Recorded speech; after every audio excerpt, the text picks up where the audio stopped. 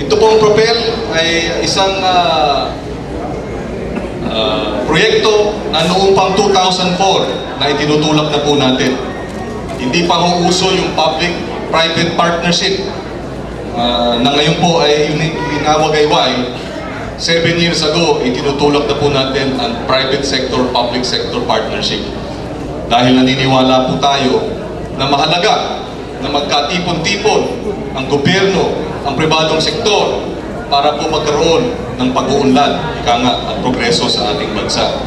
Sa pagitan po ng Propel, tayo po ay naglaan ng pondo mula po sa ating tanggapan bilang senador, kasama po ang DTI at ang pinakamalawak na organisasyon ng mga maliliit at medium na mga negosyante sa buong Pilipinas, ang BCCI.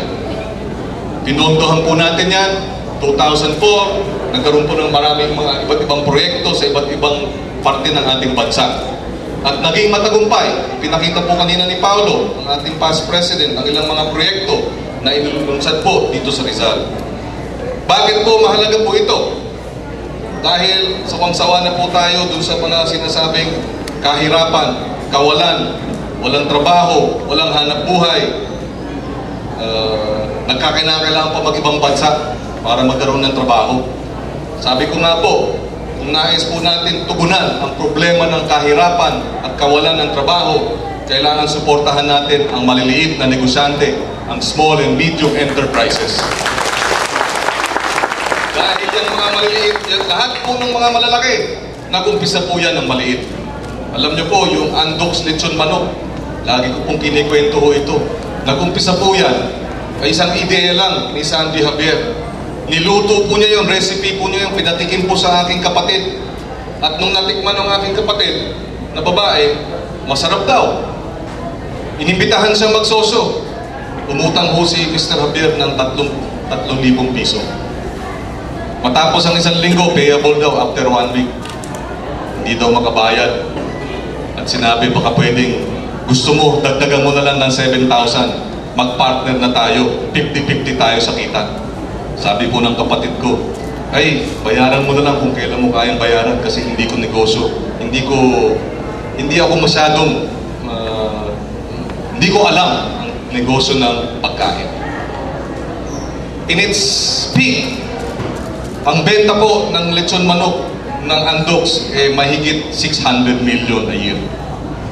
Halos 2 milyong piso bawat araw ang benta po ng kanyang lechon manok.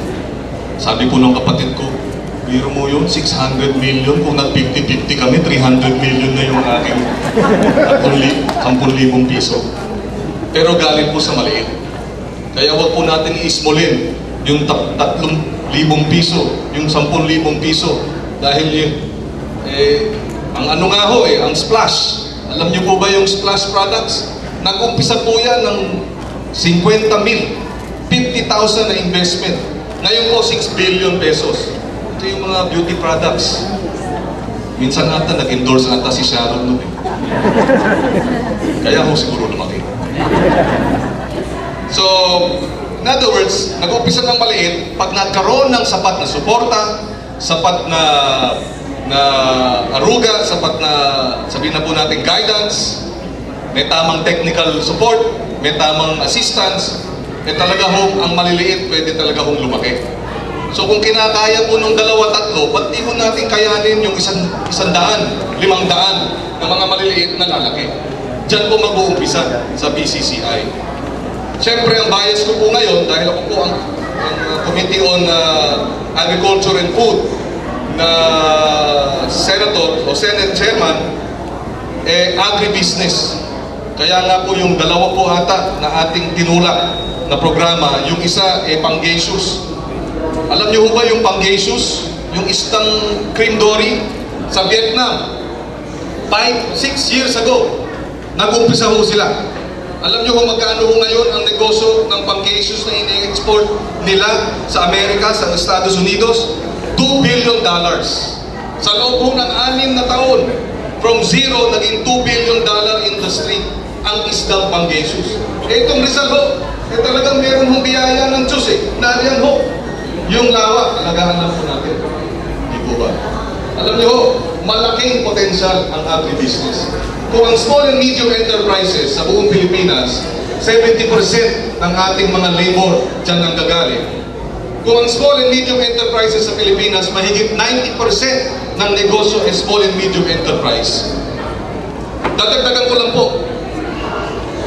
ang agriculture and agriculture-related na mga negosyo, 75% ng buong ekonomiya. Agriculture and agriculture-related enterprises comprises 75% of the country's GDP. Sa labor, 70% are directly or indirectly employed by the agriculture and fisheries sector. Malaki ho ang potential. Ngunit ako po'y naniniwala, babalik po tayo dun sa dati. Bakit po naghihirap ang ating magsasaka, ang ating manggagawa, ang ating mga fisher folk? Bakit sila ang nangingisda at nagsasaka, ngunit naghihirap?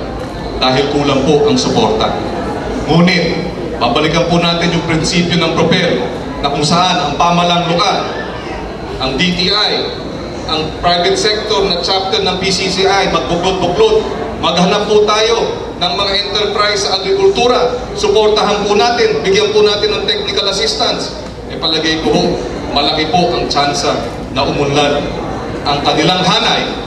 At maniwala kayo sa hindi, hanggat hindi ho natin inaangat ang agrikultura at pangingisda sa ating bansa, hindi ho tayo aabot sa developed nation status tulad ng Malaysia, ng Vietnam, ng Singapore, ng Hong Kong. Hanggat hindi po natin ginagawang modernized ang ating mga negosyo sa agrikultura at pangingisda, ay hindi po tayo makakahabol sa ating mga karating bansa. Agriculture development and fisheries development, by creating more agriculture enterprises, hindi lamang po yung pagsasaka, kasama na po yung pagpoprocess ng kanilang sinaka, kasama na rin po yung pagbebenta sa merkado, kasama na rin po yung pagdadala ng mga produkto sa abroad. In other words, kinakailangan agri-enterprise na po ang itinutulak, hindi lamang agri, kundi yung kabuuan ng sistema, yung supply chain na kung tuwagin, na kung saan nagtatanim pa lang, meron ng buyer. Ganon ang klase ng agrikultura sa modern, yung mga modern nations. Nagtatanim pa lang, meron ng bumibili. Nakakontrata na, bibili na. Ganon dapat ang ating agrikultura at ang enterprise. Kaya kanina kausap ko si Governor. Sabi ko, Go, maghanap tayo ng ilang proyekto rito sa Rizal. Pupondohan ng ating tanggapan, ipapartner natin ang PCCI para mabigyan ng suporta. Big partnerin natin ang DTI, pati ang DA, para yung ma-modernize natin ang agrikultura. Bigyan natin ng chance ang ating mga magsasaka. Alam niyo, at mangingisda. Sabi ko rin kay Go, alam niyo ba na ang average age ngayon ng mga farmers sa ating bansa, may hula kayo? Ilang taon ang average na edad ng magsasaka sa ating bansa? Alam niyo? 40? 57? 57 anyos. Konting, 6 na taon na lang, retired na. Ang tawag nga ng iba, geriatric farming. Pero hindi maganda hong sinyalis yan. It is proof, exhibit A, kung bakit hindi natin may ahon ang magsasaka sa kahirapan. Wala nang gustong magsaka. Yung ating mga next generation ng mga kababayan nating kabataan, they don't see a future in agriculture and agriculture enterprise. Mag-call center na lang. Bakit? Yung tatay nila, hirap. Naghihirap. Yung mga ninuno nila, lolo nila, naghirap sa farming at agriculture. Tapos sila, maghihirap din. Magko-call center na lang ako. Mag-a-abroad na lang ako. Ngunit, kung may tamang suporta, maging modernize ang farming, magkaroon ng agri-enterprise aspect ang ating agrikultura, may partnership with the DTI, with the local government, magiging viable ang farming. Magiging viable at kikita. Alam niyo ba, maniwala kayo sa hindi, at itong huling punto ko, 1 hektarya ng lupa, Kung high value crops halimbawa ang ilalagay, kayang kumita ng anywhere between 70 to 90,000 a month for 1 year. Ibig sabihin, pwedeng magmilyonaryo sa isang hektarya ng lupa kung ang usapin ay high value crops. Ngayon, ayaw naman nating lahat pumunta sa high value crops dahil kailangan natin ng bigas. Kinakailangan holistic. Kung meron kang 2 hektarya, yung 1 hektarya at kalahati, palay. Tapos yung kalahati hektarya, gawin nating gulay. Sa kalahati hektarya, tapos meron ka pang livestock. Yun, pwede kang magmilyonaryo. Ito, totoong storya ho ito. Sa Tiaong, Quezon. 1 hektarya ang kanyang lupain. 4 na beses po siya nagtatanim. 2 beses sa 1 taon, sitaw. 1 beses sa 1 taon, kamatis. 1 beses sa 1 taon, talong. 4 na harvest. Alam niyo ho magkano po ang kinikita niya. Ganun ho. Around 70 to 90,000 a month. For 4 croppings. 1 hektarya. Mas mataas pang kinikita niya kaysa sa bank manager doon sa lugar nila. At nung dinadala ng mga estudyante doon sa lugar, doon sa farm niya, at nakita maganda pala ang farming. Ayun, yung State University doon sa lugar nila, go! Pinakamataas na enrollment doon sa farming. Kasi gusto rin nilang kumita mas malaki kaysa sa bank manager. Nung nakita po nila maganda pala ang kinabukasan sa agrikultura, pumasok sila. Nakipagsapalaran. And my final point is this. If our people are willing to go abroad in very difficult conditions, separated from their families dahil mahal nila, mahal natin ang ating pamilya, nais natin ng mas magandang kinabukasan para sa kanila, they have to go overseas. Kung saan doon po sila aabusuhin pa ng kanilang mga amo. Kung kaya pong tiisin, 3,000 people are living every day. 3,000 people, our kababayans, leave the country every day because they want better. Gusto po nila ng magandang oportunidad. Ang hamon po sa PCCI, sa DTI, sa local government, sa Departamento ng Agrikultura, buuin natin ang isang programa para yung 3,000 na nag-a-abroad, hindi na mag-a-abroad. Maghahanap na lang ng 2-3 hektarya dito sa ating bansa. Dito na makikipagsapalaran. Dahil kikita na siya ng malaki, narito pa siya sa Pilipinas. Agri-enterprises is one engine driver if we wish to reach developed nation status like Thailand, like Malaysia in the next 15 to 20 years. So go!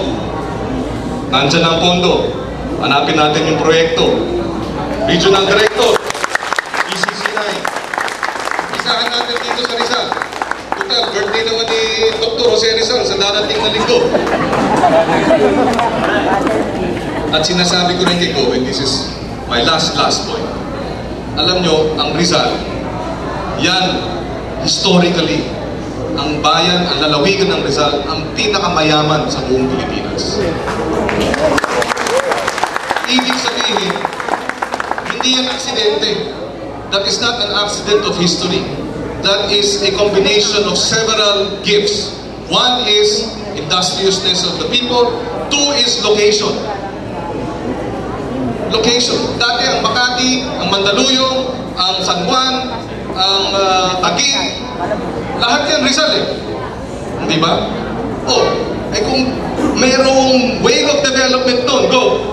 Sabihin na natin, that was the first wave of development in this area. Ang second wave, dapat Antipolo, Taytay, Binangonan, Cainta, Tanay.